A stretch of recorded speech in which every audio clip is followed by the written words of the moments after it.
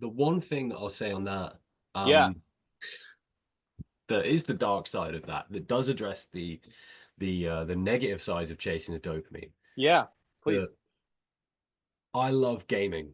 I absolutely love gaming. One of my favorite games ever is Crusader Kings. The Crusader Kings 2 and Crusader Kings 3. I adore those games.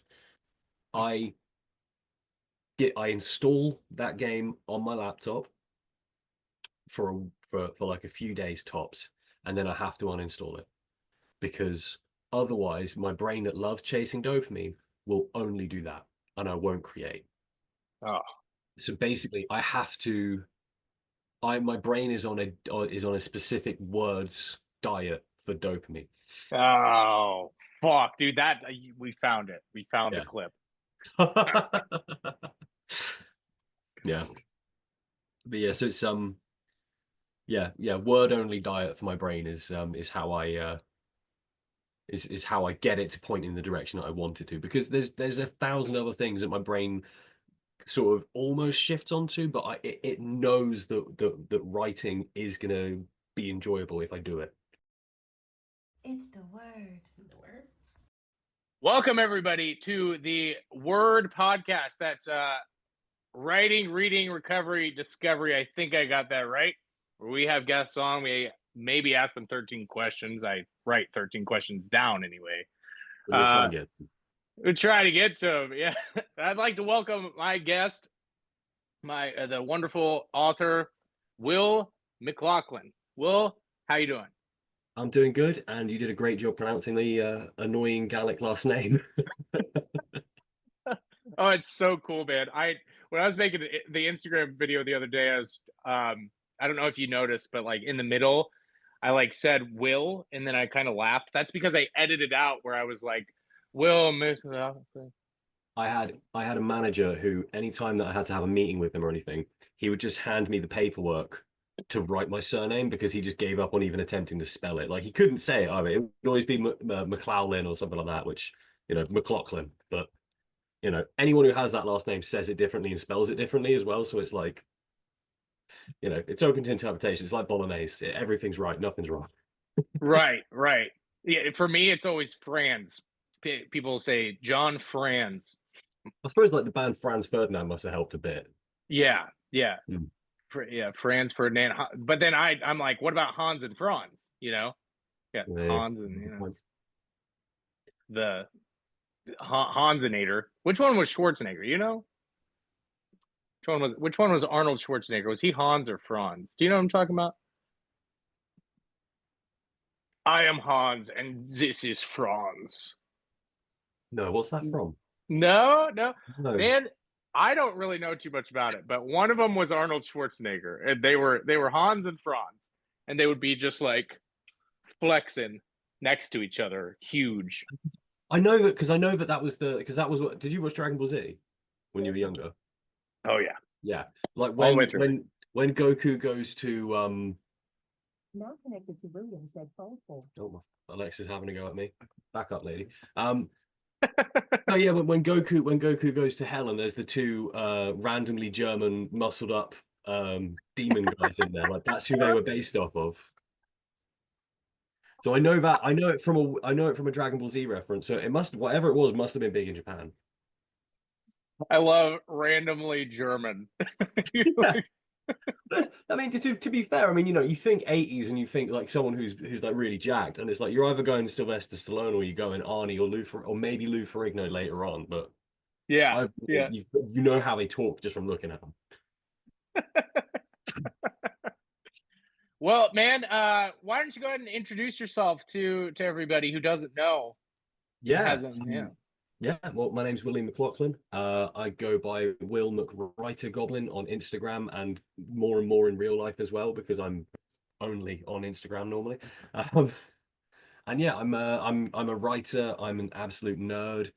My brain is always working on some type of story. Yeah, absolutely riddled with ADHD, and if you put me in front of a keyboard, I will start writing something. Well, that's lovely, man. So, yeah, how did you start writing? When did that start for you? So Oh man, we're getting sad straight away. So basically, me and my dad didn't have a very good relationship growing up. But my dad was always a writer. Um, and he'd always tell stories and that sort of thing. So it was sort of like I feel like I initially started writing to sort of try and impress him and have something that we could talk about. And that.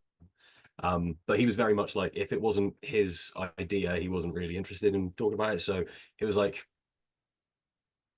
I the classic looking for a parent's approval and never quite getting it deal.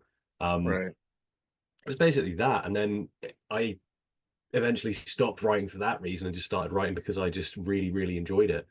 Um, how much of that was just me trying for a bit of escapism from a not very happy real life, I don't know, but it's definitely I've always been the sort of person who I'm up in my own head all the time, you know?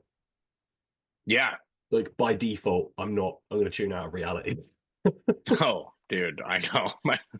My wife is like, I wish that I could just bing, Yeah. because that's yeah, I do the same thing. Yeah.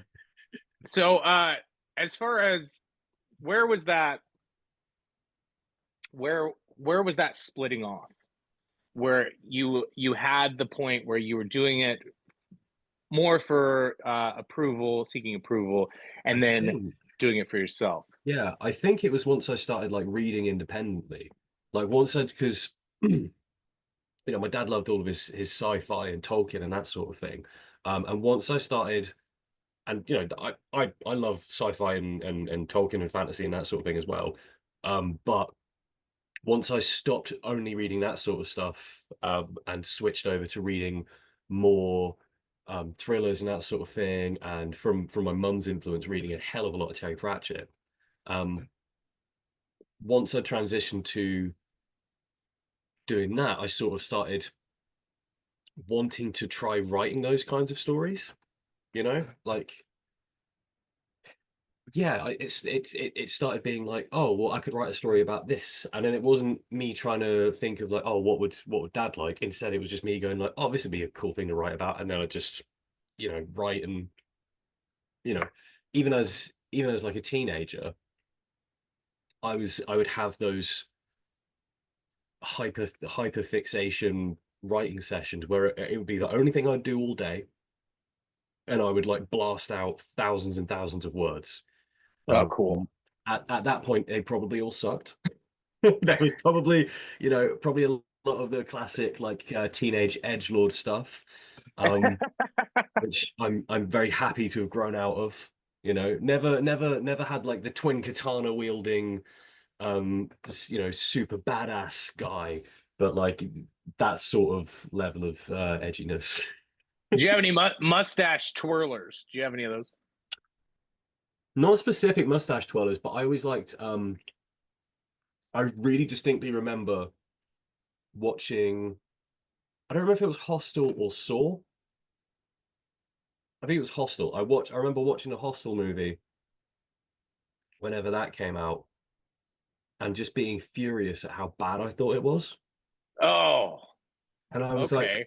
because like Saw, I remember Saw having like a really interesting plot, and it was like, yeah, it had this like body horror stuff to it, but it also had a lot of like psychological thriller elements. And then Yeah. Hostel was just, it could have been really good, but it kind of just wasn't. Right. Like it kind of tried to fill that niche and also tried to fill the classic like here's some boobies teen shock horror thing as well, you know. And I just remember watching it and being like, man, I could write something better than that. And then I did. I'm not saying like it was definitely better than that. I think it was, but Right. Right. but I Well, remember, mm, Hostel's like plotless, right? yeah, It's basically. like I was stoned when I watched that. I was like 14. You might not have been. You might have been sober and watching it and be like, I feel like I'm stoned because there's nothing. What is this? Melted my They've done that fucking to you. brain. Yeah, there's got to be something to hold on to here. No, I was like stoned, and like I was when I would get stoned back then, I would be very like insecure and in my head and thinking about all the awful things that I was doing in my life as a 14-year-old, which weren't that many awful things I was doing, but anyway, it Sure, was but up like there. Teenage insecurity is like at 50 at all times anyway. Yeah, and then add like a little bit of like drug-induced paranoia to that, and it's just gonna go crazy. drug-induced paranoia, and then add Hostel with no plot and just fucking torture to it. Yeah, And it was not a good time for 2 hours. no, and I genuinely was like, I didn't want to. I remember I wrote it. It was called Rotted Body Workshop because like Cool. yeah, I was listening to a lot of Cannibal Corpse at the time, so I was like, well, this is gonna get gnarly. And I wrote it, but I wanted it to be from. I still wanted it to be just straight up torture, because Hostel. But I wanted it to be from the victim's perspective and this sort of thing. And it was, I wrote it and that, and then I remember I printed it off on our really crappy PC that we had. I gave it to my mum, and she read it when she was on her commute on her way to work in London from where we Good lived. mom. Yeah. And Uh-oh. I think as writers, right? Yeah. You always want to provoke a response. That's the point of it. Whether it's someone reading The Way of Kings and genuinely tearing up with sympathy for Kaladin, whether it's getting genuinely freaked out after they've just read like some freaky ghost story or something. Well, this one, my mom had to stop reading it because it made her so physically uncomfortable that she was like, I need a break from this. Right. I count that as a reaction. And it wasn't just, oh, my sweet baby boy, because she knows me. She wasn't like, oh, my sweet baby boy has written this and there's something wrong with him. It was this is really well written and horrific. I cannot continue. Oh yeah. Which like, hell yeah, mom. Hell yeah. Yeah, it's a good review. Oh yeah, that's amazing. Yeah. So yeah, that's sort of basically from that point onwards, I was just sort of just doing my own thing and having fun with it. I mean, I did a sort of not, I think it was contemporary, but I wanted it to have that like ridiculous Pratchett vibe. Story about Graham Reaper. Imagine you got the Grim Reaper. Okay. He goes on vacation. Graham takes over. He's never reaped before. I wrote that. That was fun. It was just instead of it being just like, oh, how can I write something that's cool? I stopped trying to write something cool or something impressive and just being, I want to write this story and see what the hell happens. And it got infinitely better as soon as I stopped trying to write for a perceived audience or any sort of approval from like my dad or anyone else, and just turned into, I'm gonna write this and I'm gonna like it. Right, dude. Yeah, man. That's how it works for me every time too. Is like I'll be like, okay, I'm gonna make a point, and this is the point I'm gonna make and stuff. And every time I try to do that, I mean, I could still drudge up something that I think is good, but like the best stuff is definitely when I'm like, I'm just gonna sit down and I just want to write about this. And then like something I'm working on right now is one called Sock Puppets, where like that. Can't wait for this one. As soon as I saw, I'm sorry to cut you off immediately. Okay. But as soon as I saw the cover art for it, when you were making the cover art on your typewriter and then you were coloring it in, I was like, I can't wait to write this because John is a crazy person and this is going to be great. Like that was my internal monologue while watching it, and I think I pretty much messaged you the exact same thing. Yeah, you did, man, and you got me so hyped too because I was like, because I was already feeling like I was like, okay, this is a good one because I did what you were just saying, where I was like, I was like, okay, I want to write about marriage, I want to write about these things, but make it funny, kind of, and like, and then like in the middle of me writing, out of fucking nowhere, Will, it's just like in my head, boop. Sock puppets. You need to include sock puppets in this story. And I was like, oh, all right, here we go. But it's like because you posted the first page of that story. Yeah. And it's so compelling, man. Like anyone who's been in I feel like anyone who's over 30 is going to read that, and they are going to have been in that part of a failing relationship before. We have all been in those relationships where it's like it's limping. It's just it's a zombie of what it used to be. And man, in one page, you captured that. So like from wherever that story goes beyond that point, I'm excited for it. And cannot wait to see where magic sock puppets come into it. I mean, Yeah. I know. I want to tell you so bad. I like want to tell you. no, I have won't. the exact same thing where I'm terrible for spoilers, man. But that's so kind of you to say, man, about the first page, and I'm really glad that that I was able to capture that, because I definitely felt that way. But yeah. So you are currently working on a novel. Oh yeah. What can I can't tell you much about sock puppets. What can you tell us about your novel? And Okay. what is the name, I guess, the working title? Okay. So the name for it is Red Stars of Madness.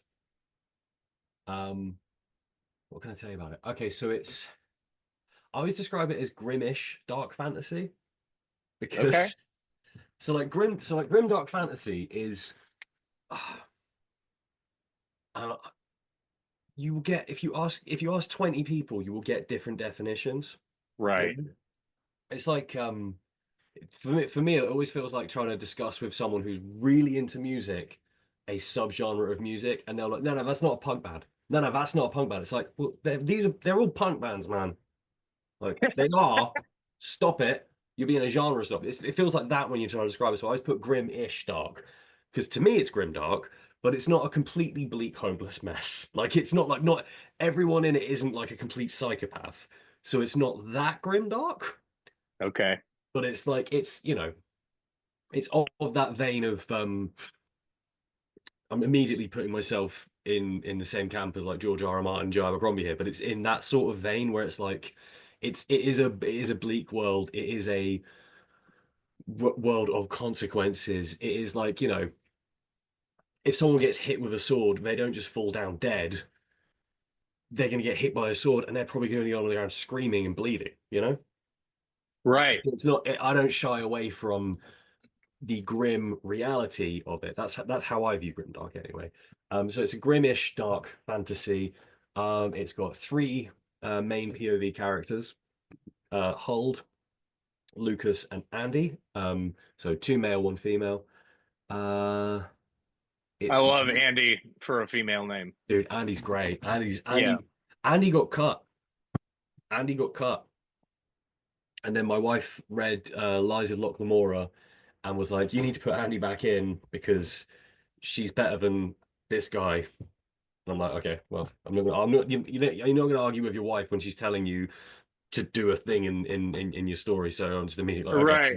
I've done it." And then, yeah, 200,000 something words later, it's like, "Oh yeah, this works really well. I'm really glad that Andy's in it." But yeah, I'm trying to think of anything else I can actually tell you. Um, it's good. It's oh, I can't wait to get it to the point where I can send it to you. I've got 8 people that are down to be my beta readers, and I genuinely cannot wait to send it to you guys once this current drafting process is over. Hopefully come end of February. So And you're 3/4 of the way through that, right? yeah, 3/4? yeah. I got to a place where, so okay, here's something I can say. So the whole book takes place over quite a short timeline, but it takes place over about 4 days. Okay. And there is a moment, because it cycles between the three POV characters, because I love it when books have a structure, and I like it when you've got multiple POVs, but I don't necessarily want you to tell me who the POV character is. I like there to be chapter names. Okay. It cycles through them in order. But once they're all in a spot together, events that happen are going to happen they're going to be in all three perspectives. It's going to happen, kind of thing. And I've just got to that bit, and I'm so excited. I just got to Andy's perception of that moment, and it's like one of the big moments in the story. And man, like the point where she's at during it is absolutely horrific. Like she is in like a terrible place. She's not doing well. So yeah, I can't wait to get to that. And yeah, this Is there what's the kind of focus on magic? Is there, would you say yeah. there's more or less? So there's so there's magic in the world. I've sort of differentiated between natural magic and people using magic. So like natural magic to me is like for instance, like a bird that can sing that's bird song can lure you towards it. I don't think that would be completely out of the realm of possibility, you know? Right. That's like a little bit magic. And then other magic is gone. The gods took it away and left the world. Oh, okay, cool. So as far as everyone in the world is concerned, magic used to be a thing. There used to be this huge empire called the Adrengi Empire. You know, they ruled like this entire section of the world that's my equivalent. They're my equivalent of the Roman Empire in my equivalent of the Mediterranean. And they ruled this entire section of the world. And then something happened. The gods got fed up with everyone, took magic powers away from humans, and then just went. And now there's an emerging magic system. I won't say any Right. stuff, but yeah, the first character you meet has this weird monster thing tied to him, and only he can hear it, and it is evil as hell. Oh yes, dude. Yeah. I have a character called Black John, and he has a demon on his back. After he quit using heroin, Yeah. this demon just embedded itself into his back in my high fantasy world. So like, hearing you say that that's fucking cool, man. It's cool that we have Yeah. that. Yeah. I feel like yeah, I feel like you're gonna like all three POVs, to be honest. Like they're all very much like they're all very different from each other. Yeah. I feel like all three of them have got like enough of their own personality and voice that like yeah, I love all three of them. Like I know loads of writers are like, oh, I could never pick one of my favorites, but like man, I genuinely can't pick between the three of them. They're so much fun to write. Well, man, what a wonderful delight for you to experience in your life. You know, Yeah. like to have what when do you feel like that started for you? Did it start during the writing of this project of Red Stars of Madness, Yeah. or were you falling in love with characters before that? Kind of like Oh no, I that was early for me. That was definitely early. So I did I've got another project that's I kind of want to check actually. This is probably bad form, but oh no, you're perfectly fine.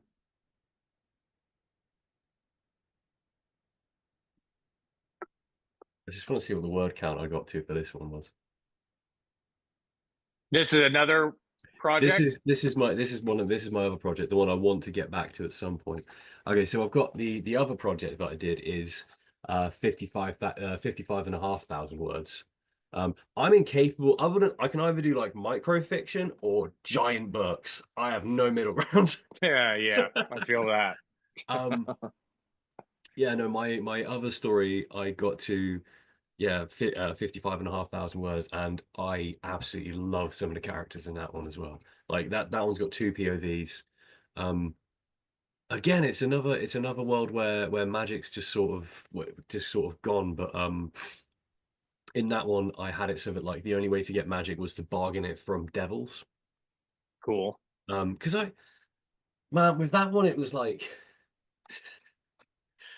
I grew up watching like Sabrina the Teenage Witch and like Buffy the Vampire Slayer and all these other ones, and it's like it was always like witches are misunderstood.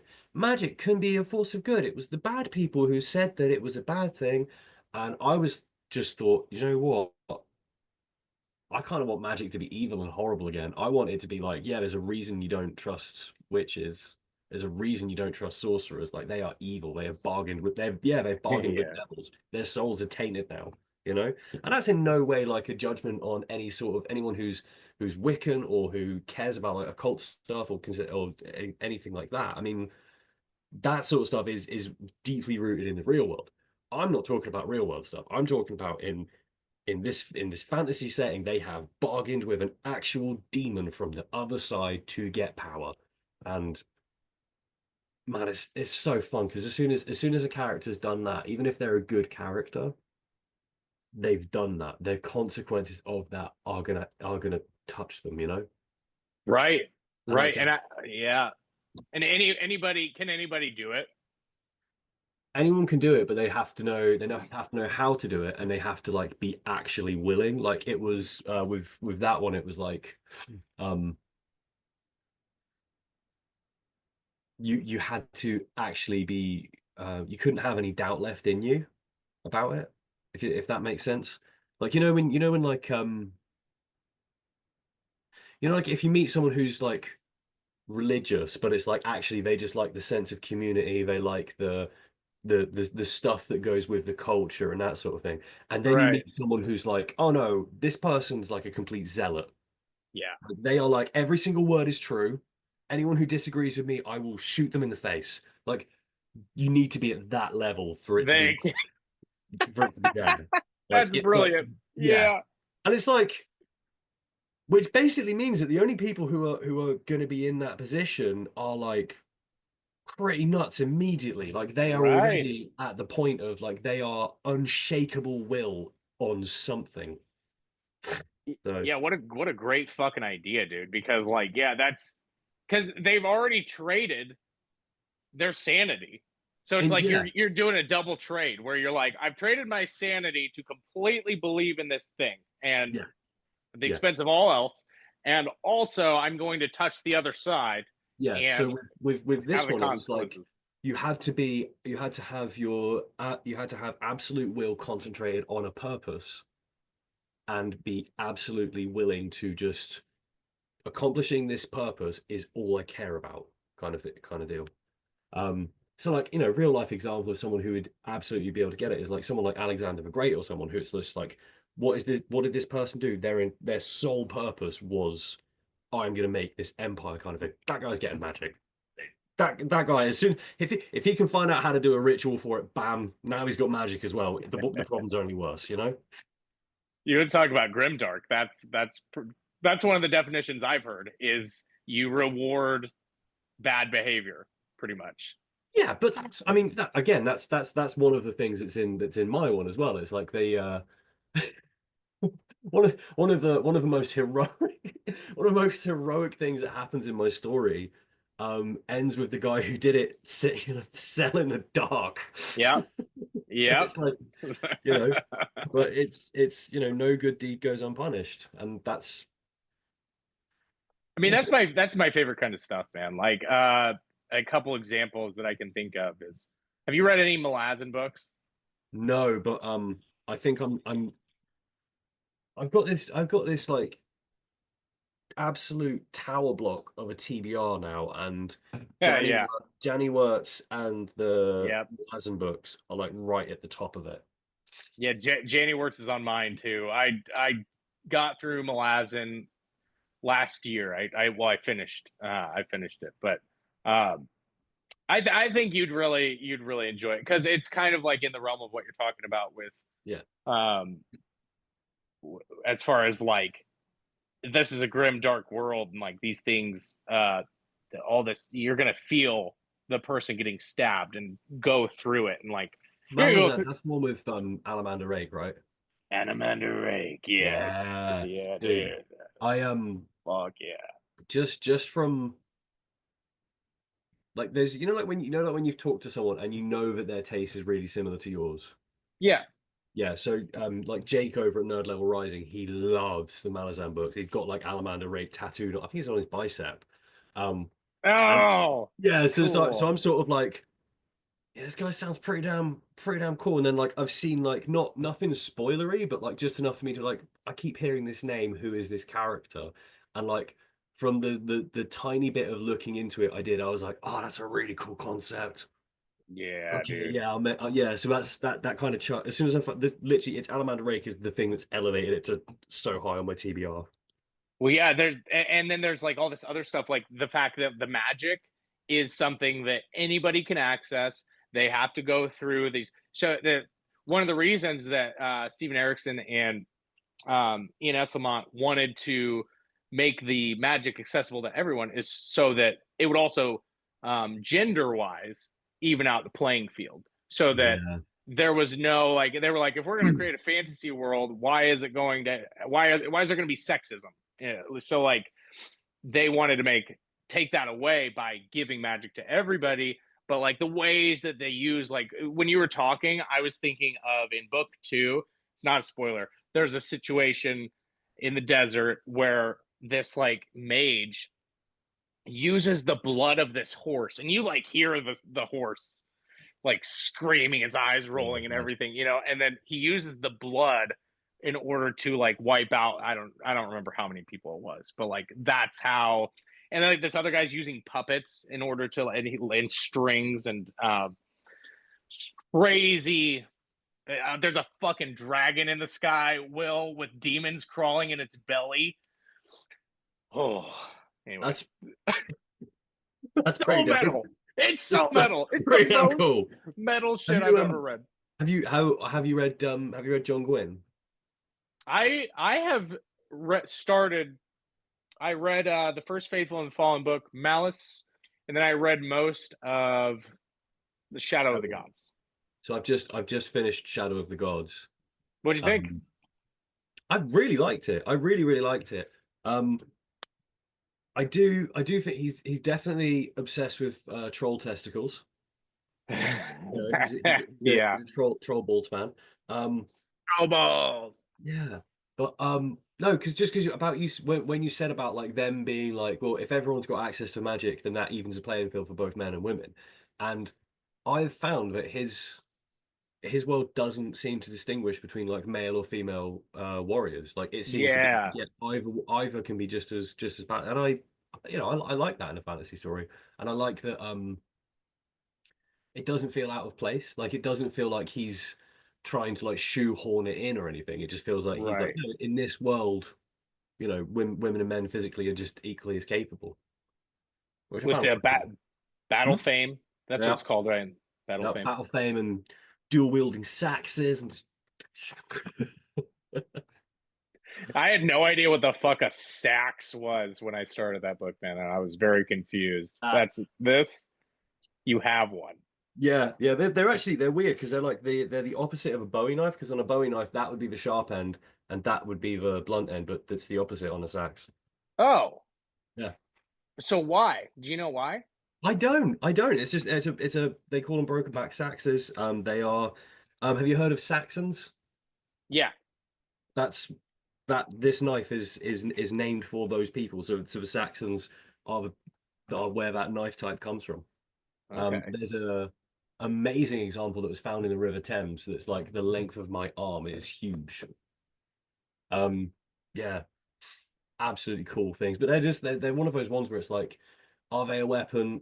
I mean, they kind of, some of them were, but a lot of it was just like it was just the knife that everyone had on them. Okay. Because it was just a general use tool, basically. Yeah. Okay. So kind of like a Swiss Army knife of that Yeah, John pretty Gwynne much. has. It's got enough heft to it that you can probably whack something in and to use it as a hammer and all the rest of it. I mean, it's like when you look into like the Old West over in the States, and you hear these stories about people using like everyone had a pistol on them, and the amount of times it was just like, how often did it get used as a pistol? Well, not that often. Half the time, bashing stuff in with it. It was just it was a lump of metal that everyone carried. You know. Well, yeah, their lump of metal. Yeah, it doesn't sound as good in a book, but yeah, right. That's why they have to say pistol. Yeah, man. John Gwynne. Both of those first books I read. I didn't finish Shadow of the Gods. Maybe that's the problem. But I was bored. I mean, I've done it It as was. book, and I think that's one of the things that's helped. You've done what? I'm sorry. Well, I've listened to it on audio rather than reading it, like physically. Yeah. And I think that's the thing that's helped. I can totally, because a lot of people critique it for having so many fight scenes and so many things happen that almost feel like they come out of nowhere. And I do get it. Like, I've enjoyed it. I think part of my enjoyment of it has been how well voice acted it is. Well, I listened to him on audio as well, and I think that the thing that I found I had trouble with, which I had the same kind of trouble with the First Law trilogy, was well, maybe that's a bad comparison, but like, you would have all these battles, but yeah, there was not as I didn't have anything to latch on to with the characters yet or the plot. So it was like plot and character were kind of like sacrificed slightly because he's so good at writing the battles. Like, the battles are phenomenal. They're great, but like, yeah. I don't know. Yeah, I mean, I don't know that I agree. I mean, I really like Vilkas and I really like Orca. The other lady, I cannot remember the name of her, but she's the one who's with the Battle Grim. Yeah, she's not overly memorable.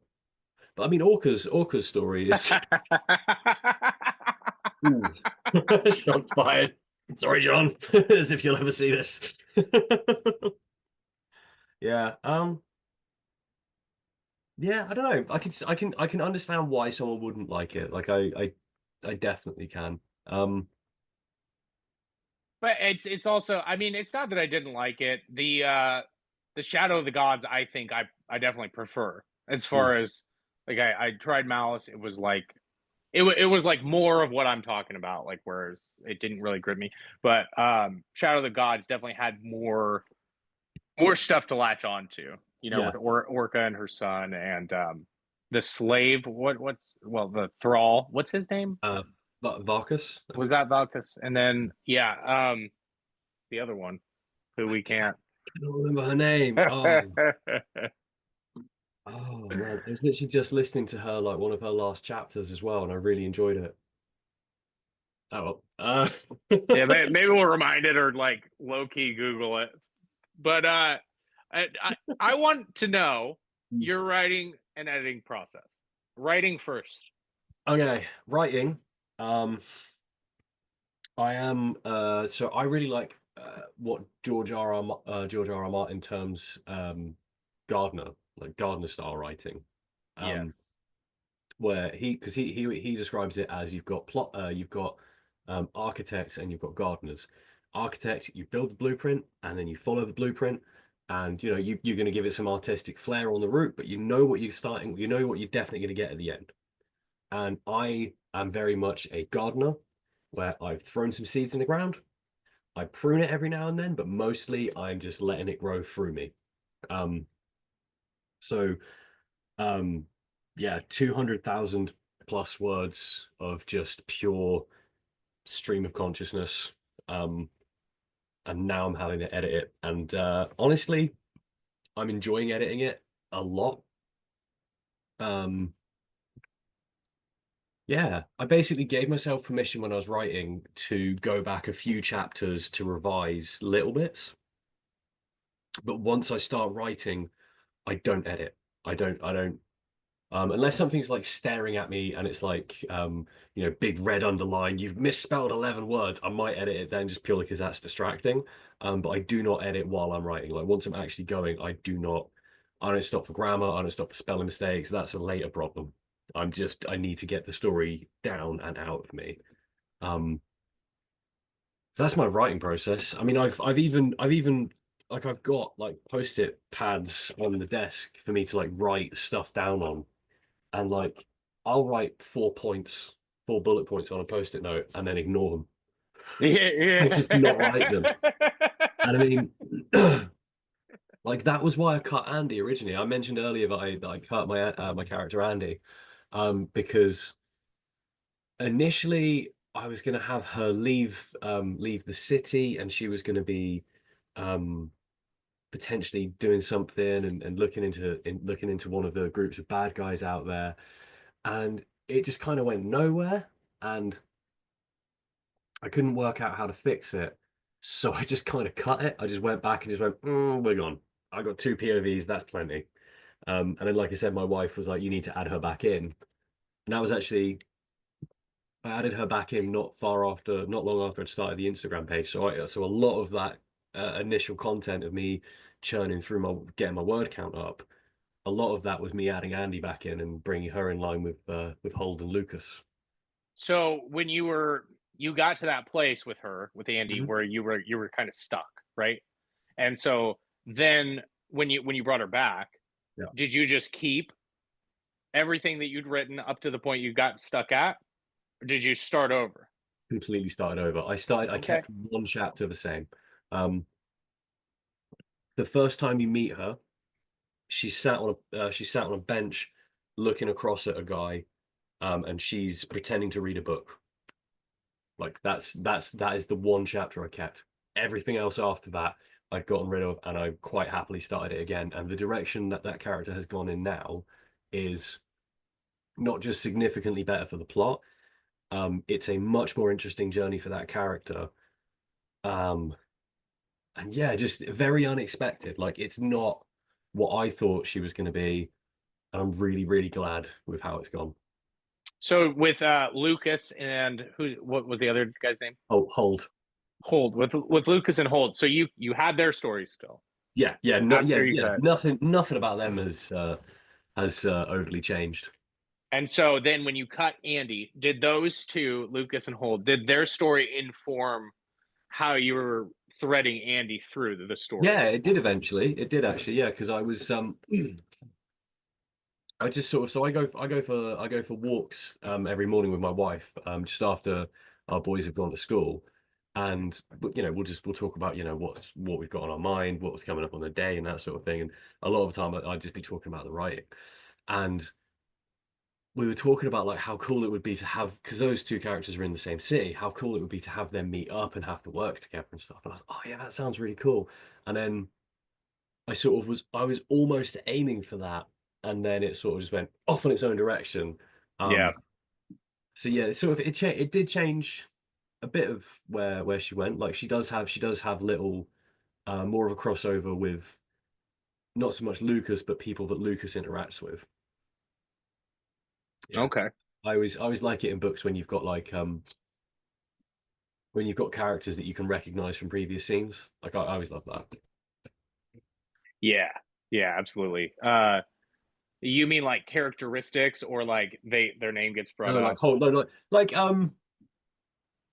literally having like, oh, is this the guy from earlier? The description's pretty similar, and then like and it won't necessarily be like a big character or anything, but it'll be like, oh, I think this is that guy, Yeah.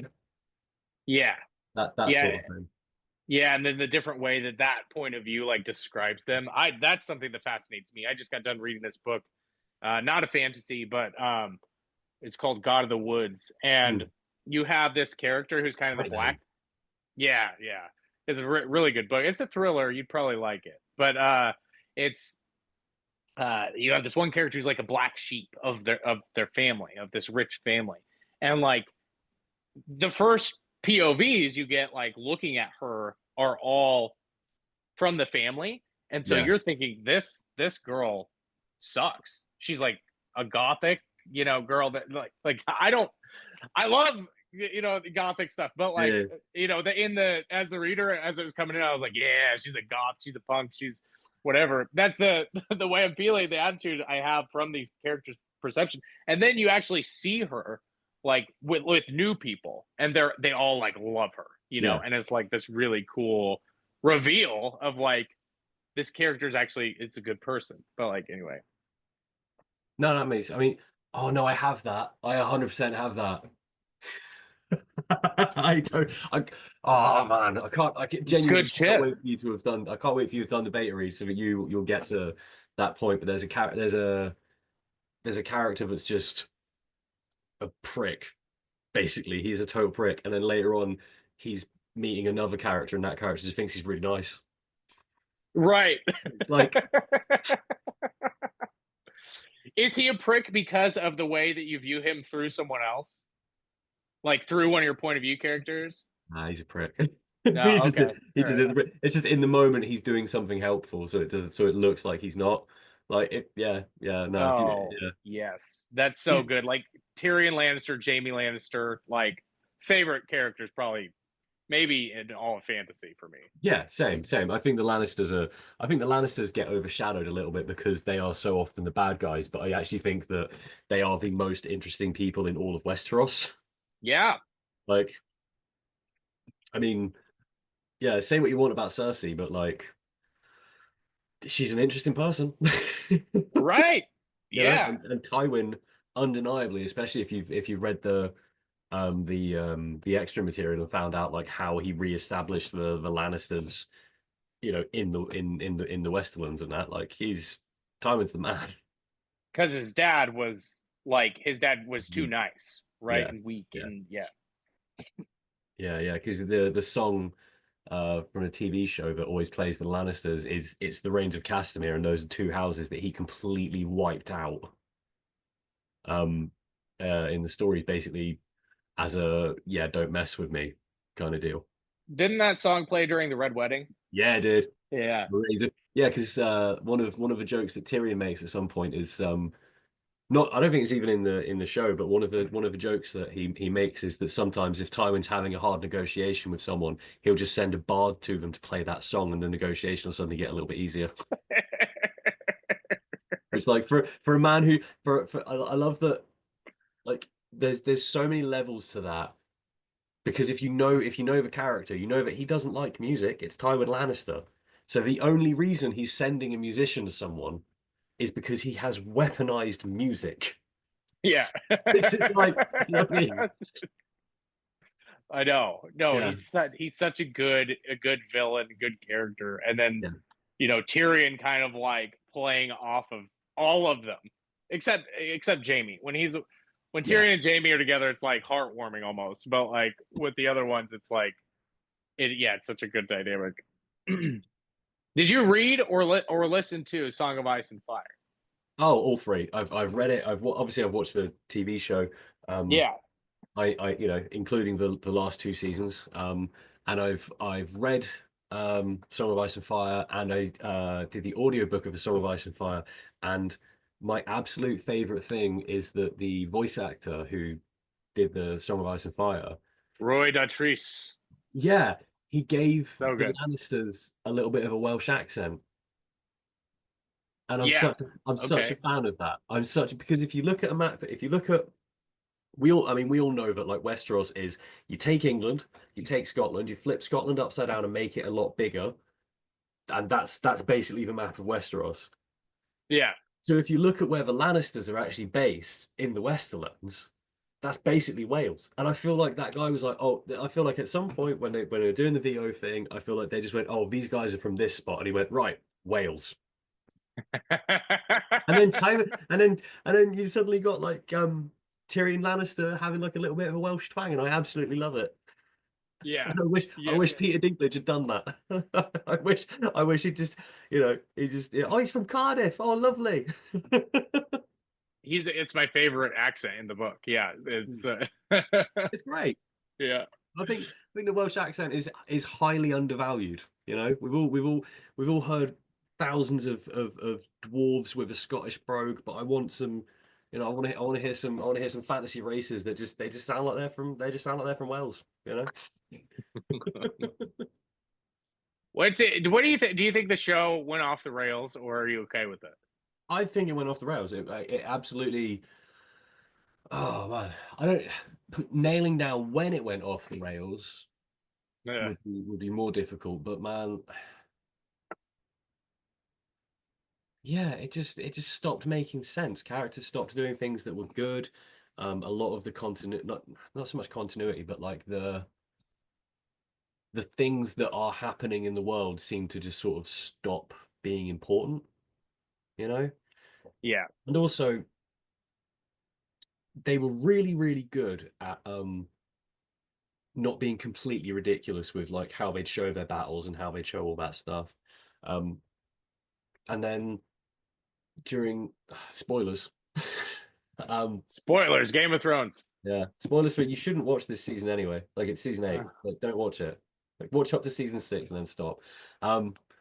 But like when they have that final confrontation with the Night King's army and the Dothraki just run at them in darkness, it's like, what was the plan here? Like what was the plan here? It's cavalry. Keep them in reserve. That's what you do with cavalry. You don't send them in like what? They had ditches. They had ditches, John. They had ditches and trenches and spikes, and they had siege weapons. And for some reason, the siege weapons weren't behind the castle wall either. Honestly, oh, like not to be that much of like a realism snob, but like it could have been done amazingly, and it would have looked way cooler. Well, it was their final job, their final. Yeah, they just boss battle. Yeah, and they just wanted to leave and go make the what was it, DCU movies, wasn't it? Star Wars? It's Star Wars. Oh, mate. Oh, no. I know you ruined Game of Thrones for Star Wars, and then ruined Star Wars. Star Wars is already ruined. They're ruining it to continue ruining another franchise. Oh no. Do you know what annoyed the thing that annoys me most about the Star Wars movies is they could have been so good. They could have been so good. Oh like, yeah. So much. There's been so much like retrospective love for like the prequel trilogy of Star Wars movies as well. Like they could have built off of that, man, and instead they just. Yeah, I know. I am waiting. That's why I was so excited for Rebel Moon, and then so disappointed in it because it's not bothered. Like everyone else, I watched Mandalorian and was like, "Oh, this is great. Maybe Star Wars is cool again." And then they did the Boba Fett one, and I was like, "Oh, it's not. That's a shame." No. It turns out it's just Pedro Pascal is amazing. Yeah, we knew that. Yeah. But I keep wanting a Game of Thrones in space. Like that's how I want Star Wars to. That's how I want them to evolve. And I thought Rebel Moon was going to do that. I thought it was going to be like this grim, dark Star Wars story, essentially. Oh, it's cold out there. You just go pee outside? No. But I'm in the summer house. We basically got like a little outbuilding. Okay. We got like a little heater in here, but like between the house and here, it's cold. Yeah. Well, we're at like 4 degrees right now in Illinois, is where I'm at in U.S. So what? The only thing I know about Illinois is that the Blues Brothers drove through it. Yeah. Chicago, right? Yeah. Oh yeah. Chicago's Illinois, isn't it? Is that the state capital? Yeah. Yeah. No. It should be. Springfield is, but Chicago, is what everybody cares about. Oh, that's embarrassing. Oh no. That's why in my short story, Junkie Jack, it's like Chicago basically is everything, is because that's how living down here, like underneath Chicago, I'm always like, it's Chicago, Fair enough. Oh man, we went off on a tangent there. We got the Star Wars somehow, damn. Yeah, man, that's never good. Well, I mean, it was good because you're a part of it. But okay, let's get on here. So we kind of got into your writing process. First of all, how are you doing on time? I'm good. You're good? Yeah. Because it is 5 p.m. there, right? About. Yeah, coming up to it. Yeah, I'm good till about 5:45. Perfect. Okay, I'll keep an eye on the clock then. So your editing process, are you just going? So I will sometimes print off my manuscript and then I will write with red pen on it. Other times I just kind of go straight through. What's your process look like? I'm just going straight through on there. I'm checking for like spelling mistakes and that sort of thing. I have this. I don't know I guess I have this quirk where I over paragraph a lot. Like I break paragraphs down a lot more than I probably should while I'm writing them. So like that's something that I'm gonna have to correct as well before it goes out to anyone. But yeah, mostly I'm just, I'm going through it. I'm making sure that it makes sense. I'm putting in foreshadowing for events that happen later on, that I didn't know were going to happen when I was first writing it. Right. And I'm just making sure that it feels consistent and that the characters feel consistent. Because I mean, for me, like one of the things that I hate is when characters act against who they are, like who they've been presented to be.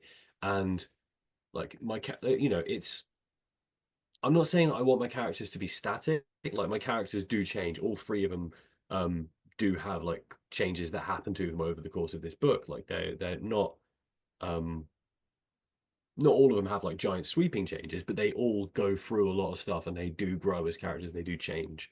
Um but making sure that that doesn't feel jarring, you know? Yeah. So that's another thing that I'm doing. And I'm just sort of, I'm just winging it, man. I'm just Right. trying my best. But it's it's difficult sometimes to not just get drawn into the story and just start reading it and enjoying it instead of actually putting in the work. Yeah, I know. Which, I struggle with that. I mean that was what when I was listening to you speaking to AP who I emailed and he got back to me and I would love to work with him, but man, yeah. The cost is like, oh, that's gonna be like $6,000. Okay. I know. I need to write some shorter novels. Is what I Yeah. thought. Yeah. Yeah, like, don't get me wrong, like that is in no way me saying like, oh, I is that worth it? Like he sounds like he'd be absolutely worth every bloody penny of that. Right. Just Right. justifying it to myself. Yeah. No, You I know? 100% feel that, man. Yeah, it's Yeah, it's definitely. like yeah, you can see why it's. I mean, once you start editing your own manuscript, you can see why it's a specialist role. You can see why people pay editors to do it, and you can see why a good editor is worth so much money. But I know, like you were just saying, like that thing where when you're reading your book and you start to just get into it, yeah, and you're like, you've gone like 2 pages or something, and you're like, you've not edited it. oh shit, yeah, like I'm supposed to be paying it Did a whole to paragraph.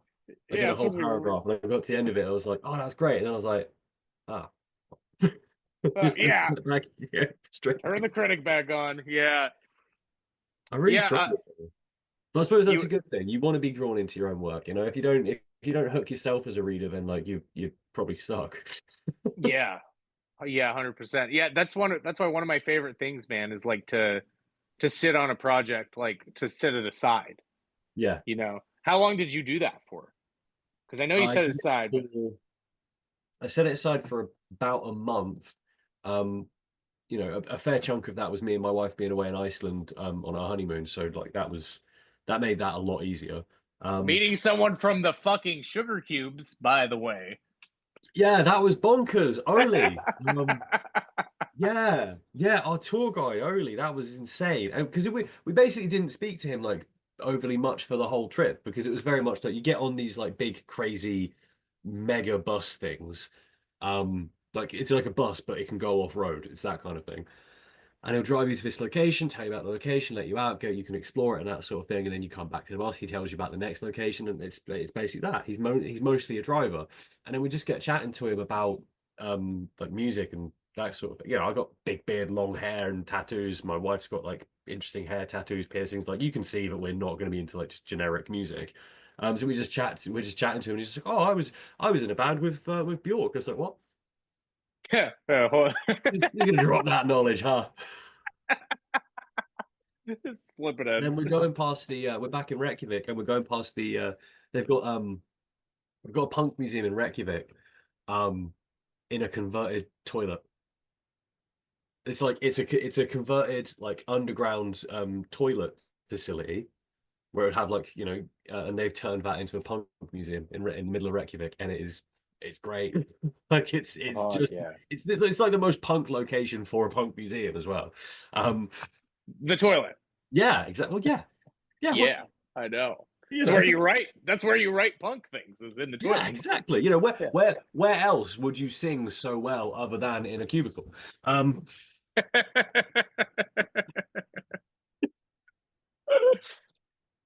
Yeah, it's where you can't read best lyrics.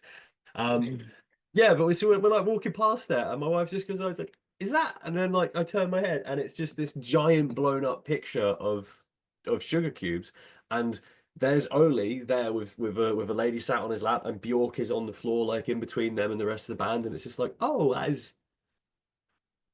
there's Oli. Hey, with a That was tour guide. He's yeah, your tour guide, right? yeah, massive So bloke cool. as well. Like I think he was about the same. I think he's like the same height as me, but like built like a bull. Yeah, he might have been even taller than me actually. Like I'm 6'2" and he was like a big dude. Looked like Santa Claus as well. He had a red hat, white beard. Oh man, Yeah. crazy, dude. All right, what font do you use? Arial. Arial. Arial. Okay. Best font, favorite font, in font size. Oh, I want to say 11 normally. Have a look.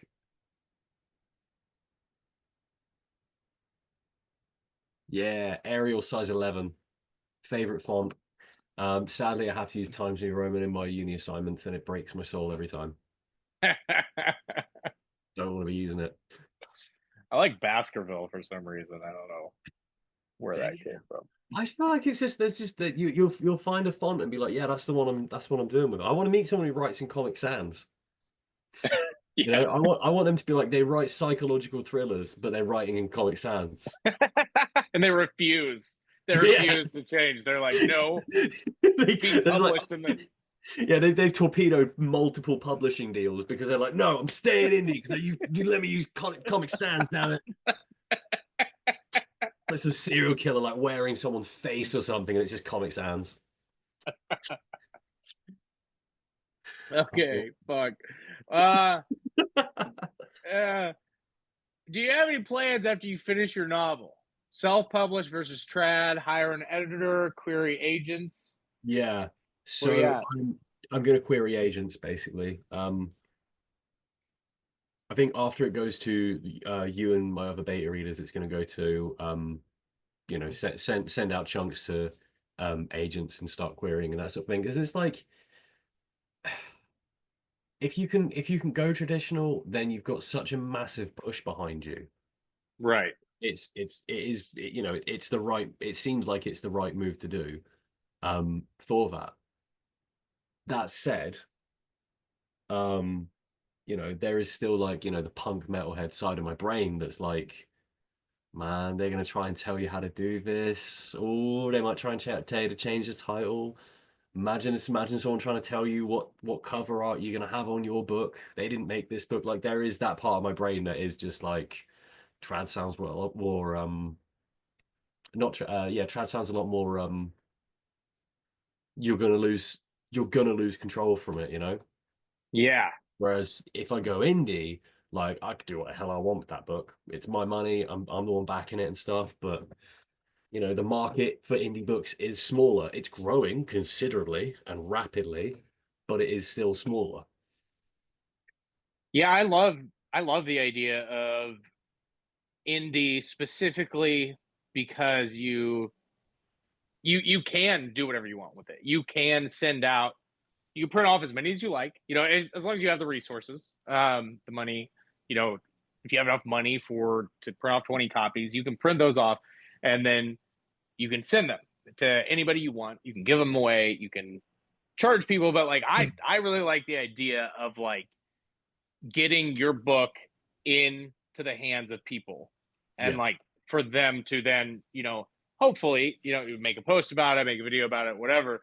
And then people are seeing your cover. Like, Well, I mean, like I'm seeing like these on my feed constantly.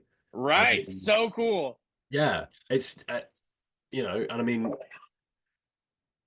I got that there, and I got Junkie Jack right here. It's one of those things where it's like, oh, it's upside down. There we go.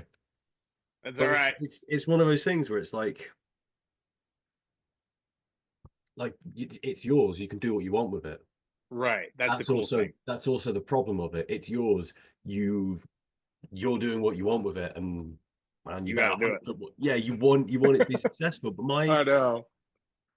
let me ask you this actually, because I'd be interested to know if we have the same answer on this. But like, what would be your where would you want to get to with the writing? Where okay. Like, what's your like at this point, I consider it successful. Successful. But not Okay. necessarily like I'm going to be even. I want where I'd like to get to. Well, I'd like to get to the point that Sanderson's at. Just a multi-millionaire. Not quite that. I'm not saying like not the golden dream, but like at what point would you go? I am a success at this point.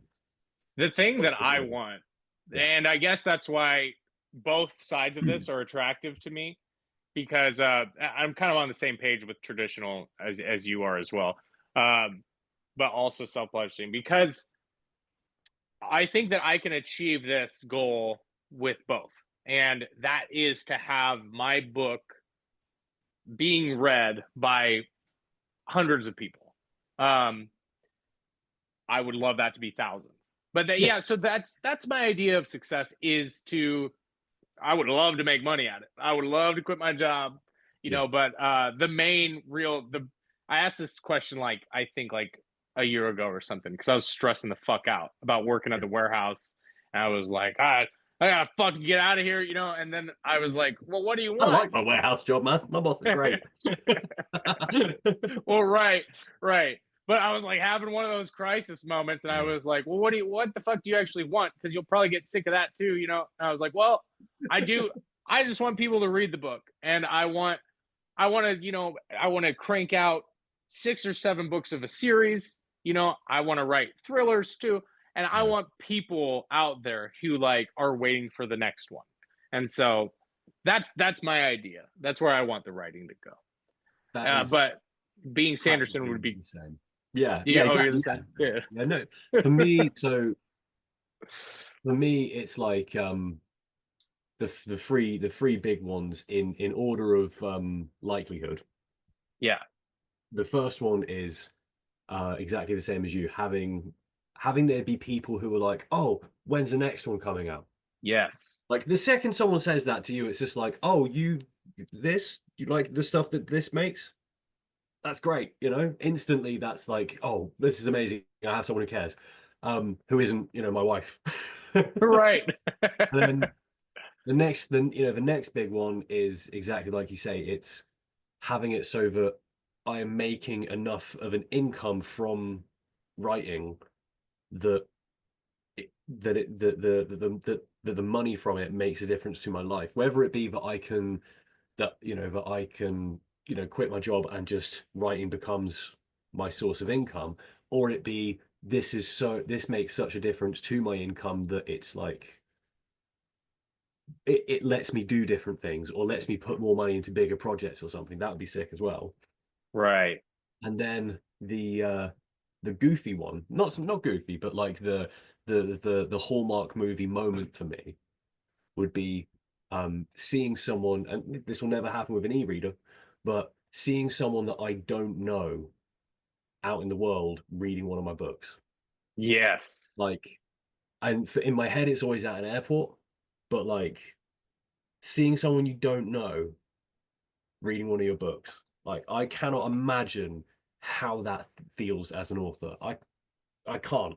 That to me would be like, I'd cry. I'd take a picture of them. I'd walk up to them all puffy face, like, "Oh, do you like it?" And then they'd say no.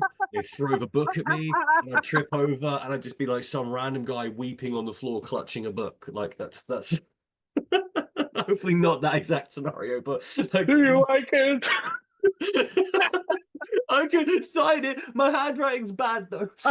Do you have a signed copy yet? Oh yeah. Dude. Please don't put this on eBay.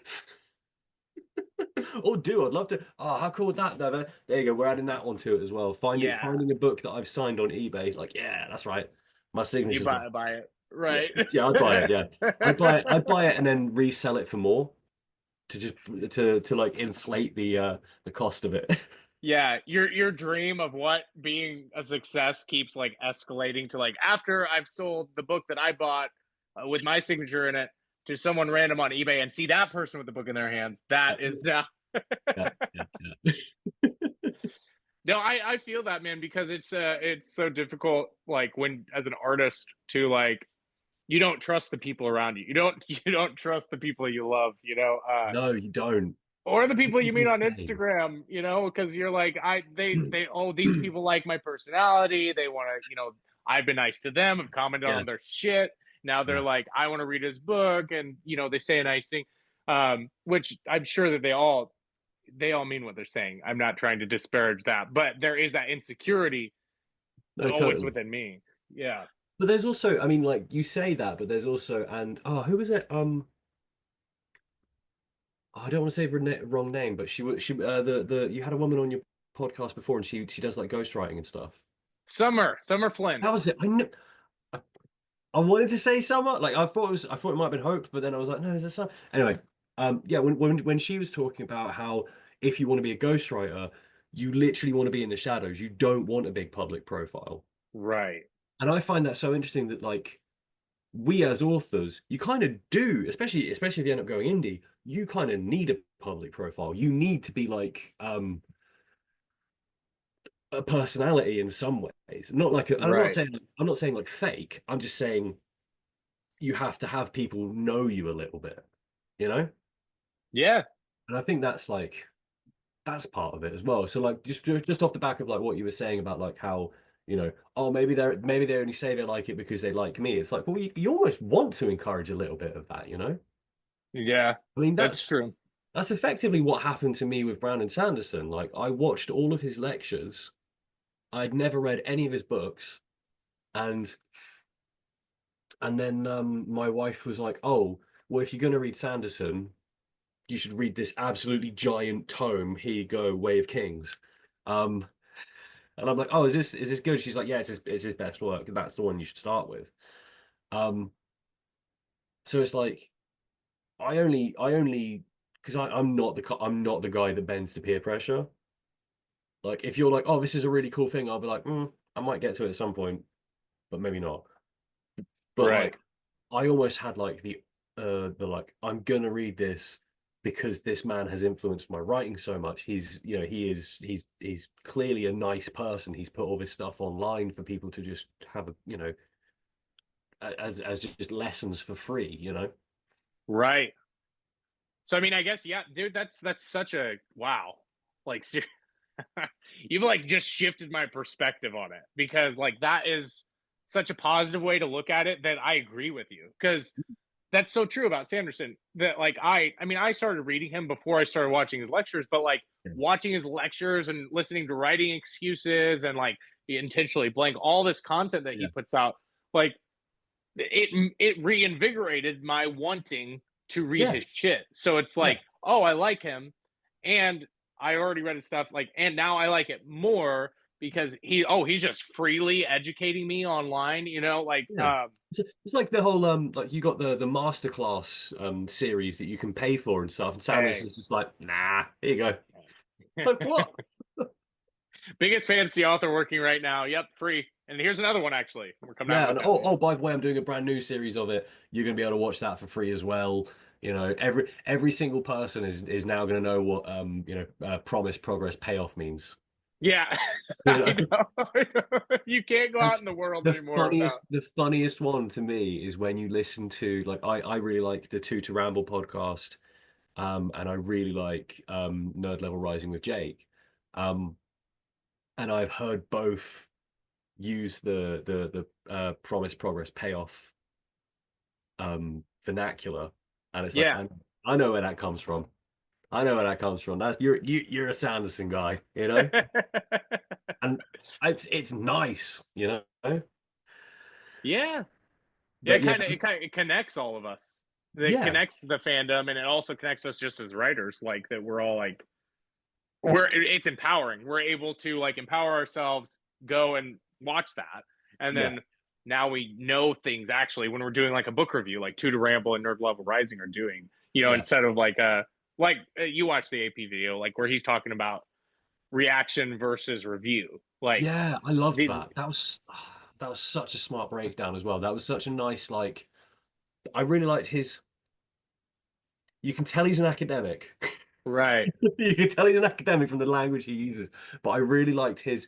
Both of these are valid things, but they are not necessarily equal in use. You know.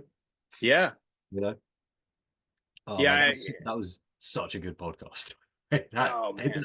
Yeah. It was interesting for me as well because I hadn't heard a male Northern Irish accent since I'd seen my uncle, and I was just like, oh, what? We got a little twang in there. Okay. Yes. Yeah. It may have instantly made me like him a bit extra as well. I was just like, oh, okay. Oh yes. Well, I mean, I'm not gonna lie. Your accent might make me like you. Same with AP. Yeah. I gotta get these guys talking on my podcast. Oh, dude, yeah, I'd love to talk to him. Yeah. I feel like I'd want to have read at least the first Malazan book before I speak to him, though. Oh yeah. Yeah. No, you have to read it twice before you can talk to AP. Do you know, have you watched any of Jake's stuff on Nerd Level Rising? I've watched a couple of his videos. I haven't dived down the rabbit hole yet. Whenever he talks about Malazan, like that's when he reveals how nerdy he is.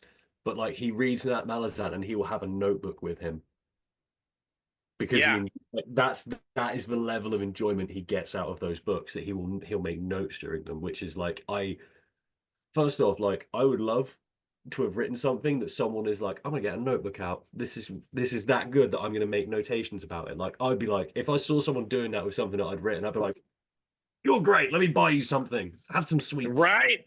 No, you drink alcohol. I don't know. The first thing I saw was sweets. That's not my go-to. Just for the record, like I'm not like creepy. I just like I keep sweets on my desk. Candy. That's a That's the sweet, American honey. Yeah, man. Turning me into like a 1940s gangster there. That's the Chicago influence coming out, huh? Yes, honey.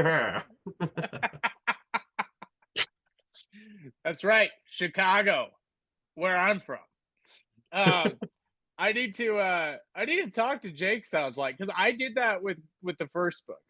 I took notes on that, and yeah, it's such a blast. It's such a blast to get that into a series. Yeah, it sounds like you're more into that, or maybe your experience with that has been more along the lines of Joe Abercrombie, George R. R. Martin. How do you mean? As far as like you diving really into a series and like, oh my God, no, multiple dude, times. mate, the first law books, all of them. Yeah. I say this all the time, but they are genuinely the cornerstone of my marriage. So, when me and my wife were first dating, she lent me the blade itself. And dude, we were just messaging back and forth constantly while I was making my way through the book, and she'd be like, "Oh, let me know when you get to this chapter," and I'd get to that chapter and message her, and she'd be like, "Did you like it?" And it was honestly, yeah, it's like we quote Joe Abercrombie stuff to each other constantly. Oh, that's great. Yeah, and it's like I'm sure there's couples out there who have like a cutesy film or something like that, and it's like, nah, we got Grimdark, we got Logan Nine Fingers, man. we got the bloody nine holding us together. Right. I think the only things we disagree about, like loads of stuff in the books as well. Like what my favorite character in the first in the first three books is Jezzel Dan Luther. What? I love that piece of shit. I love that little prick. No, he is funny. Yeah, no, Sean's favorites, Logan and Glockter. Yeah, yeah, Glockter's my second favorite, but yeah, Jezzel's my guy.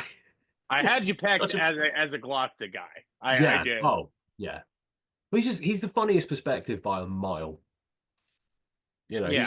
he's so cynical, it's great. And he's always like, am I gonna die? Do I give a shit? You know. Please kill me. Yeah, it's like no other character has that perspective of, oh, you're gonna kill me. Do you know how my day starts? Oh, you're gonna kill me. Shut up. Okay. It's just such an amazing perspective that Joe put into this guy. Yeah. Constant pain. Logan's my favorite. Yeah, he's Sean's as well. I can't say too much. slight spoiler, first law, guys, but the twist with Logan was something that I really enjoyed. Yeah. And because also, you loved him so much. did you read Sharp Ends, the collection of short stories? No, I've only done the first three, the trilogy, the first trilogy. I would suggest if you're gonna carry on down the world of the first law rabbit hole, I would suggest doing the free standalones and then the short stories. Okay. Yeah. What about Age of Madness? That's incredible. That's like, I mean, Age of Madness is better than the first law, than the first three. And also Joe does some stuff in there that I was so like enamored with that I just straight up went like, I kind of want to try that in my own writing. like I know everyone likes to be like, I'm uniquely myself. I am my own voice alone and all that stuff. I'm like, nah, that's really cool. I'm gonna try that. And Yep. it worked. It worked Stealing really it. well. Yeah, literally just like, that's dope. I'm doing that. You know. Dude, It's you like, got to watch some. Well, you don't have to, because I know you don't cave to peer pressure. But I would politely suggest for you to go watch some Steven Erickson videos on YouTube someday. I see that sort of thing I'll watch. It's like when someone's just like, oh, you have to watch this series or you have to do this. That's when I'm like, I ain't gonna do that now. They're right. Like, I don't have time for that shit. There's an ADHD thing called oppositional defiance, something or other, like oppositional defiance. But it basically means if someone tells you to do a thing, you're now less likely to do it. Okay. Oppositional defiance. I'm glad I have a name for it, because I got that. For sure. Yeah, it's just yeah. But Steven Erickson talks a lot about writing, and one of his things is he's like, if you think you want to steal something, steal it. Yeah. And then he lists what he stole. His like first book, he's like, yeah, it's just Dune, and anyway. Yeah. It's like I cool. Love I won't say till after you've read it. Once you've read Red Stars, then I'll tell you some of the stuff that I'm just like, yeah, this is that, right? Yeah, please do. Yeah. Dude, I'm so excited, seriously, for your book. After reading your writing on just the short flash fiction that you've released on Instagram, like those are like I don't really think about those. Those are like stream of consciousness straight into it, and then I'll give them like one run through for like make sure the grammar and spelling's not completely terrible, miss a bunch of stuff, slap it into Canva and then post it. And it's like I don't personally think that those are like I don't think any of them are like bad, but I don't think that they are representative of like my skill level. Like I feel like they are like they're like here, but like Red Stars and Madness and my other stuff that I've worked on is definitely above it. Like I mainly put those up because I'm just like, oh, this would be fun. Oh, I hope this would be a cool thing to read. And it's like, it's it's because of Naomi, because she put like a flash fiction thing up, and I'd never heard the term flash fiction before. Messaged her about it, and then she was like, oh, it's this, and I was like, oh, cool, I'm gonna give that a go, and then just kept doing them. I can't wait to do more. Yeah, that's cool, man. And I kind of like got that sense though from reading it, where I was like, I think that Will is doing this for like fun, and he's putting this up here for fun and to share it and to have a sense of community about this thing we all love. And it's like, but it was still really good. And I was like, still like, I know he's working on this book. You got this like, so we've talked before, and you were like, man, it sucks. Sometimes you're like, it sucks. I don't have something to like actually, show people. But I think that I feel bad because you and Evan have sent me like physical stuff, and I'm like, oh, this is so cool. I wish I had something to send back. Right. But the thing is, you have this thing that like we're all like, okay, Will's a cool guy. We've read some of his flash fiction. It's good, and Will's funny. Will shares his personality with us. He's like the smart ass, he's got this cool accent, and like he's, and we know like what his interests are. So what's in the fucking box, Oh man, great reference as well. I love that move. The box. Oh man, I just yeah. I'm glad you said that because I don't like I said like I don't think any of them are bad stories like my little flash fictions that I post. I don't think any of them are bad. I think there's 11 of them in total. There's 11. I would quite happily flesh out all of them into full length like novellas at the very least.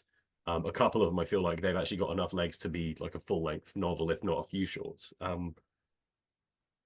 Oh, but yeah, every single time I think about them, there's a little bit of me that's just like, there's a lot of like spelling mistakes and stuff in there, man. That's not, some editor or some agent or something that's gonna be like looking up my account at some point and be like, oh, is this what he's like? Nah, like I'm so paranoid that it's like I've done these things for fun and someone's gonna be like, oh, this is what he's like. Nah, you know.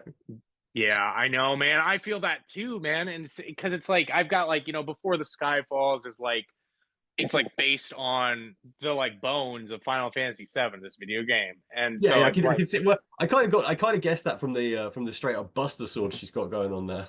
you're right, right. And like I did it because I was like, there isn't like I want to experience this story in like a book form. And so like I like released it and I was like, but there's always kind of that fear that like if I try to pursue traditional publishing, that like they'll read my shit. And so that's where I get that oppositional whatever the fuck you said, where I'm like, oh yeah, you're gonna read my shit?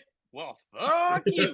Yeah, fuck you. I'll do something weirder. Yeah, I'll do something weirder and I'm gonna get it to everybody. They're all gonna love it, Anyway. But like I wanted to say about you, Will, like your personality and all that stuff I was just saying. Yeah. Where like because we all love you. On Instagram. We all think you're great. And like and we love you when you get book mail, you open it with a knife or a sword. Hopefully a bigger sword next time. But the shacks, sorry. But I think that like you have kind of in this video changed me, like transformed me, and like kind of made me think more along the lines of like, because like I was saying earlier with, oh, they just like me, and that's why they're saying they like my book and stuff. Like those two things that feel separate. Like throughout this video, I feel like you've helped me to connect them more because like because it is the same thing because like any art you produce, it comes from you, it comes from your personality. It's gonna have your sense of humor to it. It's gonna have your experiences influencing it. Right. And like you say, like no like like you could guarantee that my big story, Red Stars and Madness, like there are plenty of scenes in there that clearly have my sense of humor. If someone likes my sense of humor, they're probably gonna like my story. Right. They're gonna get those jokes. If someone like, goes on my Instagram page and sees stuff I've written before, they might be like, yeah, no, that doesn't land for me. Skip my book, or give it a go, and see if it does. But like, it's completely understandable if someone goes like, yeah, I don't think I'm going to enjoy this. Fair enough. You can sort of base those opinions off of people. I mean, it doesn't always work. I mean, Kiss has loads of great songs, and what's the lead singer from Kiss's name? Gene something or other. Gene Simmons. That's the guy. He's a prick. He's a total prick. Great music, awful human. It doesn't always work, but sometimes. Right. Watch me get sued now. Watch me get sued by Gene Simmons somehow. It'll be years later when you find him in the airport and you walk up to him because you don't recognize him because of makeup, and you see him with your book. I snatch it out of his hands. That's not for you. I don't believe you, dude. I don't know. I don't believe you. There's an amount of fuck you in me that would shock you sometimes. Not for you, Gene. No. All right. He was mean, right? He was mean to Graham from I can't remember what it's called. It's like it's this YouTube metal show, and he does this Wikipedia factual fiction thing, and he was so rude to Graham, and I've never forgiven him. Never. Okay. Yeah. So fuck you, Gene. Yeah, all right. Fuck you, Gene. I support you, Will, ripping your book out of Gene Simmons' hand. You know, please have Sean, Yeah. your wife's name? Yeah, Please Sean. have her film that for us so we can all watch it and go viral. Book Well, we sales got. just- Oh yeah, for sure. I'm gonna plant that book in his hands, just to help your book sales. Okay, so we got about 15 minutes Yeah. left here, so I'm gonna kind of hit you with the ones I really wanted to get. Okay. Okay, so here's a quick one. Joe Abercrombie, George R. R. Martin, and Sanderson have to fight to the death inside the chaos realm within your soul. Yep. Who are you giving sympathetic fire magic to, and why? Okay. I've thought about this because when we initially talked about this, I had a snap reaction. I've thought about this, right? Yeah. Joe Abercrombie is literally the guy who his stories got me to like take writing seriously, to really give writing like a big story a go. But Brandon Sanderson is the guy who I genuinely feel like gave me a lot of the tools that I have and a lot of the confidence I have to do it. So Brandon Sanderson's going to get like a big fiery sword and a very small dragon, because he would appreciate having a very small dragon. You know, that man, you know, he's got Magellan the bird, but he would have a very small dragon. Okay. Joe. Yeah, Joe can have like a good sword, like he can have a long sword, so that he can maybe outrange him. And honestly, me and George are just gonna watch watch them fight to the death, and then I'm gonna be like, yeah, that's cool. And then George is done fighting anyway. So George doesn't need to fight. You know, George doesn't need to fight. He's proven himself. Yeah, he's fine. He's retired. Let him be. You know, I've seen so many people get like, and I can understand why people are grumpy about him. You know, basically saying that he's not going to finish Winds of Winter and that. But like, it's his series, guys. Right. You're like, I get it. I imagine that he is devastated by that as well. If you know, more so than any fan. But I can't imagine like the pressure that he's been under and the turmoil that seeing his story become this absolute cultural juggernaut, and then watching it just get, you know, mishandled so badly that it just becomes a meme. Yeah. You know? Oh yeah. And I mean, when you put so much time, he can just watch them fight to the death. Yeah. With me. we can have a trench of bread with plenty of gravy and neeps on it. Yeah, and caramelized onion and drenched in olive oil and garlic and That whatever sounds so else. good. That sounds really. It does. That is one thing that bugs the hell out of me that George did though. Yeah, so he doesn't have potatoes in his world. No potatoes. But he does have brigandine armor, which comes from France. Right. There is no France. Yeah, no. He has his dragons have 4 limbs because, you know, there's no 6-limbed things and that. But, you know, also there's no dragons. So ever. Like that's never been a thing. And there are actually flying lizards who their ribs splay out to become like gliding wings. So actually, you know, that's closer to what he describes anyway. So, yeah. All right, Will. Yeah, so just put potatoes in your book, George. Yeah, well, that's enough. All right, from you, Will, because you were being real nice to George for a minute, and then you were throwing potatoes at him. Listen, right? I'm ADHD, okay? I'm not staying on one tangent. I'm zigzagging. Okay, my brain is weird. I embrace that. Well, yeah, that's a hell yeah. You just gave me an alley oop. So you are very open. We got 10 minutes. You're very open about your ADHD and the coping skills you cultivate on a daily basis. Yep. In what ways can listeners living with ADHD either push through or work to accept living with it? Are there ways to grow this muscle? Yeah, so you can't get rid of it. That's not a thing. Okay. If you're unmedicated like me, there are things that you can do. So you can do. It's really difficult to add pressure to yourself, but adding positive exterior pressure is a big help. So, doing things like my Instagram page literally started as me wanting to log my progress writing my story. That's why the majority of my posts are my word count updates and how I felt my writing session went and what I'm thinking and that sort of thing.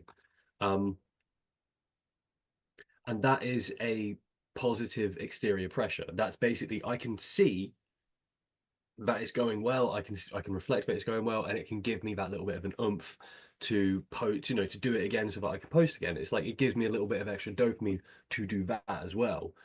And one of the other things is doing like writing sprints. You've seen when I've done like the goblin sprints, as I call them. Yeah, love them. Yeah, where I break down the things, and it's like I'm writing from this period until this period, and then I'm having a little break, and then I'm doing this and this.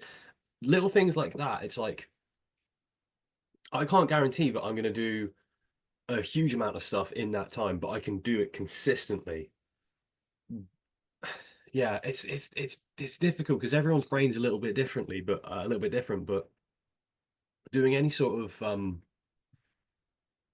uh, having it so that there's a little bit of extra pressure really, really helps. A lot of people are like, oh, I need to relax to be able to write. I don't need to relax. I need the opposite of relax. I need actual pressure. I need me to be like, someone's gonna be disappointed if I don't do this. Right. Like I need Dude. the crushing weight of responsibility down on me for me to be like to do the thing sometimes. And I'd also say, especially if you're writing with ADHD, just go where the dopamine takes you. Don't try and write what you're not interested in because you're going to lose that fight. Write what you're interested in, go with it. No matter how weird it is, like the world needs more weird. It doesn't need more of the same. So if you want to write, so if you've just read like the Fourth Wing books and you've just read that the new one Onyx Storm and you've gone, yeah, I like romantasy with mythical creatures. I wish someone would write one and people have trolls as pets. Do it. Because you don't know how, that maybe there's an audience for that. Maybe there's 8 people who are going to be really into that, Right. just pursue the weird. Just follow whatever tangent your brain goes on and embrace the goblin, What, and do you do that when you're writing? Like, even though you've got this kind of like low focus on magic in your world, do you go down strange paths? Yeah. I I don't think I've ever done anything that feels out of place. Okay. It's more that it's like I'm following the path that's unfolding in front of me. I'm following the path that makes sense. That's good. Yeah. Yeah. So as long as I'm doing that, as long as I'm still writing in service to the story, it doesn't matter how excited I get. It doesn't matter how like because I'm gonna still be I'm still so zoned into what I'm doing with that, Yeah. Yeah, I'm kind of a weird person with the writing and ADHD though, because it's like a lot of people like when you've got ADHD, your brain, so like the hyper part of ADHD doesn't have to mean running around like a crazy person. It can mean you are hyper focused on something.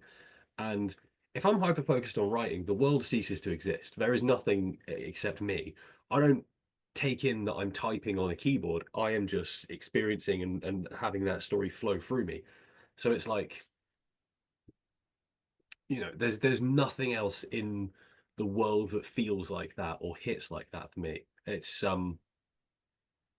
yeah, it's my favorite thing to experience is being in that flow state with writing. Like there's nothing else like it in the world. D&D Yeah, comes close, but still not the same. not the same as writing. Right. I love what you said, man, about following the dopamine, and I feel like, man, you really like. I don't know if you know this about yourself. You probably do, but you like you have such a positive attitude about like social media and like this, because that's the thing Only is Instagram. there's Instagram okay. and YouTube. Facebook's a nightmare escape. I don't go there. Well, I agree with you, but I mean, even Instagram, like, there's this bad rap about like dopamine addiction, and like, of course, these things, you have to have balance or whatever, but like the way that you just kind of like, I feel like you're kind of talking about this and like breaking away from that that stereotype of like you're saying chase the dopamine. Like, yeah, go ahead, follow, do it as weird, So, whatever feels good. And it's like there's this like kind of pressure, I feel, this exterior pressure to not do that. It's shameful. okay, so the one thing that I'll say on that, Yeah. that is the dark side of that does address the negative sides of chasing the dopamine. Yeah. Please. I love gaming. I absolutely love gaming. One of my favorite games ever is Crusader Kings. The Crusader Kings 2 and Crusader Kings 3. I adore those games. I install that game on my laptop for like a few days tops, and then I have to uninstall it because otherwise my brain that loves chasing dopamine will only do that, and I won't create. Oh. So basically, I have to. My brain is on a specific words diet for dopamine. Oh, fuck, dude, that we found it. We found the Yeah. clip. Yeah. But yeah, so it's word only diet for my brain is how I is how I get it to point in the direction that I want it to, because there's 1,000 other things that my brain sort of almost shifts onto, but it knows that writing is gonna be enjoyable if I do it, you know? And sometimes the story I'm working on won't be the thing that's gonna give me the dopamine, and that's when I'll write a short. Okay. So if you know that the story that you're working on, Hmm. your work in progress, isn't going to give you the dopamine, how do you get back to that story after you've written a short or whatever? Normally finishing a short is enough for me. Okay. It's like if I so a lot of times for the shorts, other than the prompted ones, that's just me and my followers having a bit of fun with each other. But if it's not a prompted one, if it's just something that's been kicking around my head, that'll just be me. You know, like when you get like an earworm, Yeah. you just got like a line in a song stuck in your head. It'll be me basically. It's the equivalent of me just singing the whole song to get it out of my head. So that'll do it normally. Like as soon as I've done that, I'll be like, okay, back to this. And if that doesn't work, menial labor, any sort of like really dull task, because my brain will be like, this is boring, this is boring, this is boring. I need a fun thing to think about. Book. Yeah. Instantly. And like my manager at my work, he knows this, and my coworkers know it as well. There is one of the clients that we have requires that we fold up a lot of little boxes. We like make up all these little packs, and if I'm creatively blocked, I will be like, hey, can I go build some boxes? No one else wants to do it. No one in the world probably else wants to do it. But I know for a fact that if I build like 90 of these boxes, folding the little plastic seams and all this sort of thing, if I've done 90 of them, I'm gonna have like gotten past whatever creative block I've got going on, and I'm gonna be back to wanting to write, because my brain will be so starved of something fun to do that it'll be frothing at the bit. I'm basically getting the writer goblin and just shaking it and be like, "You're gonna do what I want," Manual labor. Yeah. Do the thing. Oh man, no, that's okay. That's such a good way to fucking end it, man. That's like, seriously, you've given me the dopamine hit of the day. Of like, seriously, man, like you've really made me empowered as a writer. Like the idea of like doing a short story really quick, and then like, essentially cheating on my work in progress for a minute, so that I can miss my work in progress, and it can give me that dopamine hit again. Like, I love that. You eat steak every day, every single day, and then eventually you're gonna be like, I'm gonna have a burger. Steak's really good, Yes, yeah.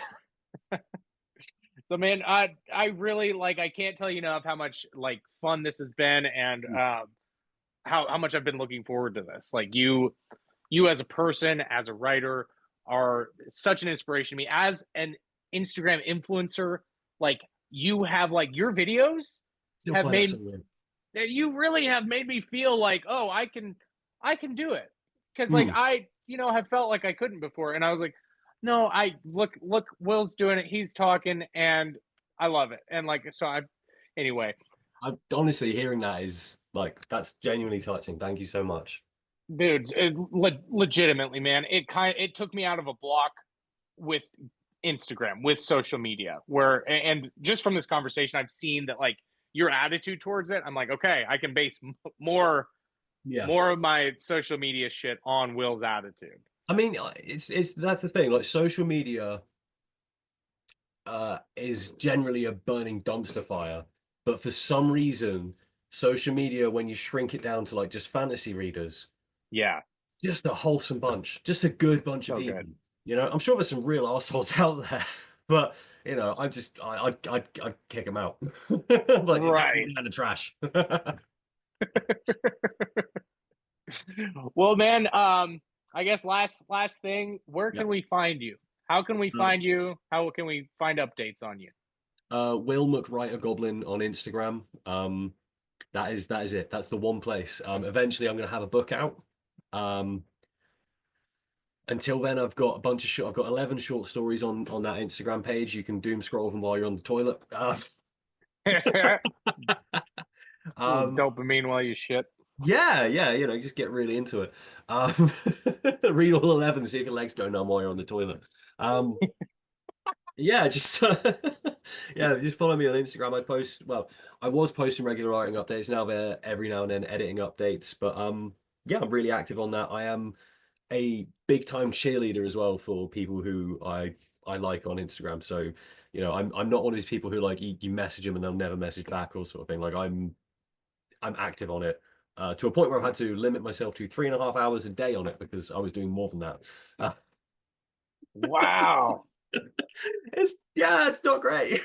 It's good though, because it's checking up people's feeds and chatting to people, and no, it is good. It's good because it's all people I like. It's people like you, it's people like Evan, people like Sim and such bibliophile. Like, it's just all these cool people that I've met through just making stuff up. It's just still surreal. Oh, but yeah, I would happily do this again. So let me know if you want me on here again. Yeah, absolutely. Me and you chatting to AP would be cool. Yeah, for sure, man. Okay. Yeah, thank you so much. I'd love to have you back on. This has been such a treat. Can't wait to do it again, Will. Have a great night. All right, man. See you later. See ya. Oh, God, that was fun. That was so much fun. Well, I'm gonna go feed my kids now, buddy. All right, man.